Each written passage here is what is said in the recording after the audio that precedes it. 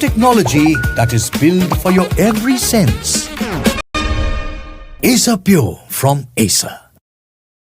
Welcome back. Good evening. You're watching the newsroom edition of Breaking Ground, and I'm Swati Joshi. Several parts of the country currently reeling under the impact of heavy downpour. In the national capital, severe waterlogging and traffic congestion was witnessed. However, pumps have been installed, but the situation remains precarious. Yamuna flows over the danger mark, and people living in the low-lying areas have been evacuated. Homes are submerged. Residents are being moved to safer locations.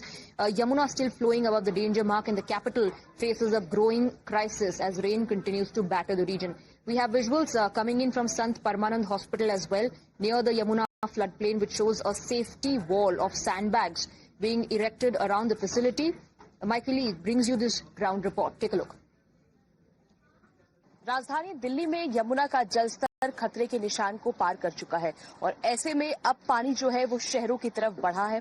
खासतौर पर जो निचले इलाके हैं यमुना के, वहां पर से लोगों को खाली कराकर एक राहत शिविर में भेजा गया है।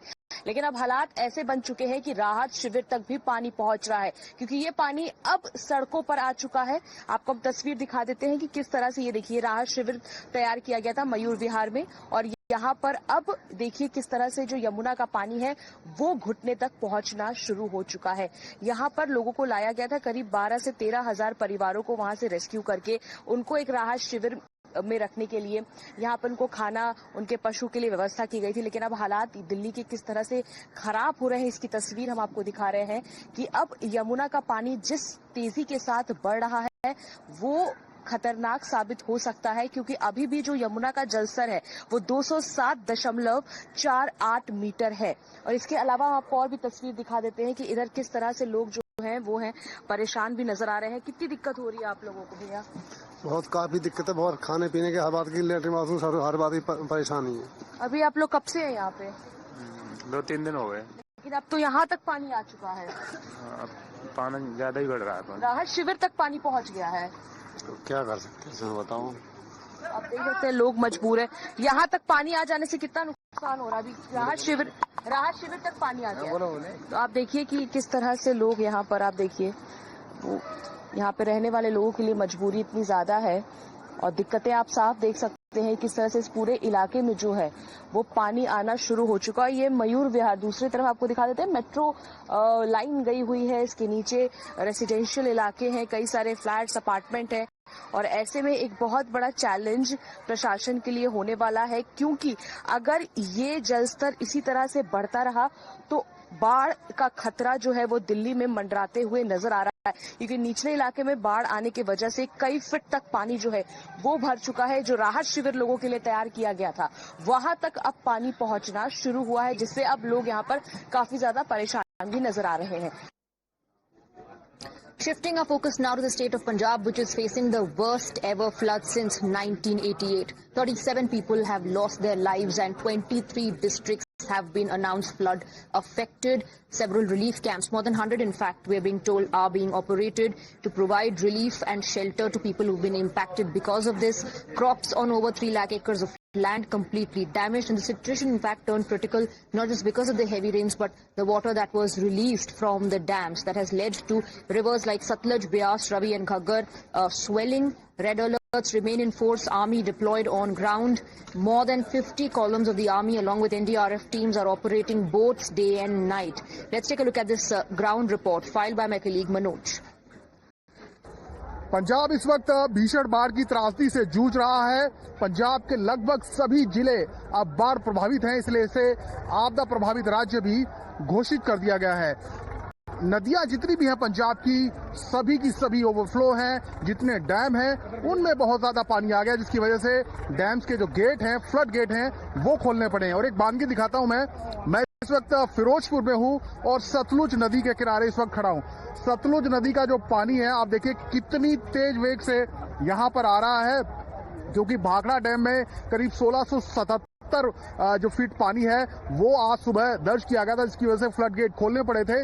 और उसी का नतीजा है कि पानी का जो स्तर है वो लगातार बढ़ रहा है। और पानी का स्तर बढ़ने से सबसे बड़ा खतरा तटबंध टूटने का हो गया है। सतलुज नदी के किनारे जो इलाके हैं, जो बांध हैं, वो बहुत ज्यादा कई जगह कमजोर हैं। और एक ऐसे ही पॉइंट पर मैं हूँ, ये हबीब के जगह है और हबीब के बंद एक जगह से काफी कमजोर है। इसकी वजह से सुबह से ही यहाँ पर जो लोग हैं, आप देखिए, जो स्थानीय लोगों ने अपने स्तर पर इस बंद को मजबूत करने के लिए प्रयास शुरू किया है।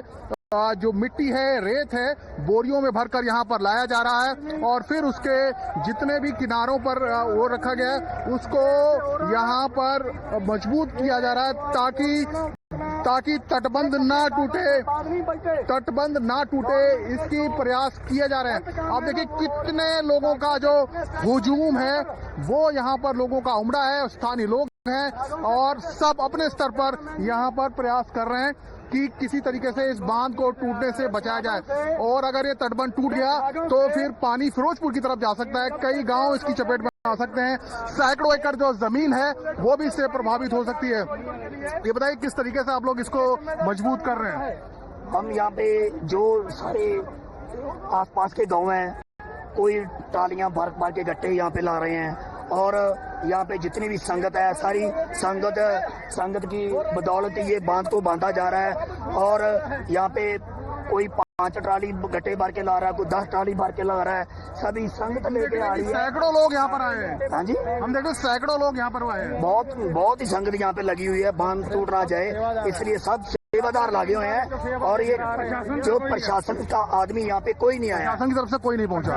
तो ये बताइए कि ये क्या यहाँ पर कमजोर था बांध या ब्रीच हुआ था? यहाँ पर कमजोर ही था। ये जो पानी ने ना नीचे से मिट्टी बांध की नीचे से खींच के ले गया है, उससे बांध कमजोर हो रहा है और टूटने की पूरी संभावना है यहाँ पे। अगर ये बांध टूटता तो कितने गांव इसकी जद में आएंगे? तकरीबन ये सर बांध टूटता है तकरीबन ये फिरोजपुर सारा भी 25 गांव सारी पानी की लपेट में आ जाएंगे। जो मंत्री शंत्री आता है वाइट कुर्ते पे फोटो खिंचा कर घूम घाम निकल जाते हैं और कोई मदद से कोई मदद नहीं कर रहा। जो भी अपने मौके सरकार है जो सब फोटो खिंचवा कर वीडियो में घूम कर निकल जाते हैं अपने घरों। हम यहाँ पे जो सारे आसपास के गांव हैं, कोई टालियां भर के गट्टे यहाँ पे ला रहे हैं और यहाँ पे जितनी भी संगत है, सारी संगत की बदौलत ये बांध को बांधा जा रहा है। और यहाँ पे कोई 5 ट्राली गट्टे भर के ला रहा है, कोई 10 ट्राली भर के ला रहा है, सभी संगत लेके आ रही है। सैकड़ों लोग यहाँ पर आए हैं। हाँ जी, हम देखो सैकड़ों लोग यहाँ पर आए हैं। बहुत ही संगत यहाँ पे लगी हुई है, बांध टूट ना जाए इसलिए सब सेवादार लगे हुए हैं। और ये जो प्रशासन का आदमी यहाँ पे कोई नहीं आया, प्रशासन की तरफ से कोई नहीं पहुंचा। तो ये बताइए कि ये क्या यहाँ पर कमजोर था बांध या ब्रीच हुआ था? यहाँ पर कमजोर ही था। ये जो पानी ने ना नीचे से मिट्टी बांध की नीचे से खींच के ले गया है, उससे बांध कमजोर हो रहा है और टूटने की पूरी संभावना है यहाँ पे। अगर ये बांध टूटा तो It's an unprecedented situation, floods sweeping through the state of Punjab.